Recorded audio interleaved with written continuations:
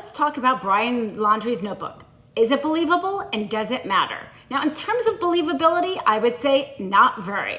First of all, it's unclear whether or not he wrote the journal after news about the autopsy came out where it said that she was strangled, and that's why he said it, because people already knew, because the detail is kind of odd. He said that she was suffering after hitting her head and that she was freezing. He didn't know how to get to the van, so he wanted to put her out of her misery. But that's a very uncommon thing for people to do. They would try to really go get help. And not only that, but strangling somebody is a very violent act. If indeed you were going to put somebody out of their misery, which is maybe we've seen sometimes in movies, you would maybe place a hand over the person's mouth and nose so they couldn't breathe anymore. That would be considered a much more gentle way of putting somebody out of their misery.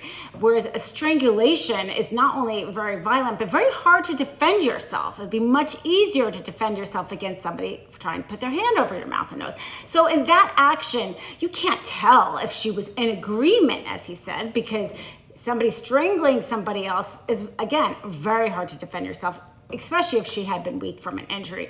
More likely, I would think, is that he was having trouble going to find his car, and maybe it was really freezing at night, and he was worried he was also going to die. And so rather than leave her for the animals, he decides to kill her and leave. But either way, he's motivated not to stop her suffering, but in order to survive himself. That to me seems kind of much more likely. It wasn't that believable, the notice.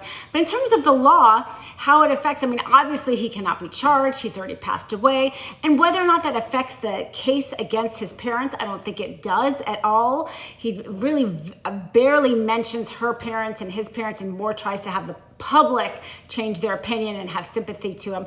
But that doesn't seem like that's going to be helpful for Gabby Petito's parents in this civil lawsuit.